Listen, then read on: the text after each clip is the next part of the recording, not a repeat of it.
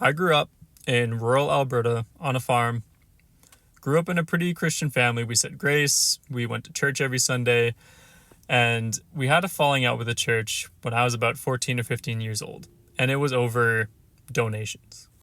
Not to say that you shouldn't tithe to your church, but when the people in that church are judging you over the amount that you give, I think that that's a problem.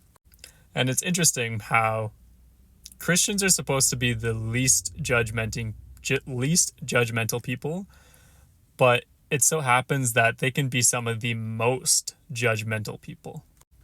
And I think that can come from people who only live in Christianity and they don't live in the world. They don't get they don't get both sides of the spectrum.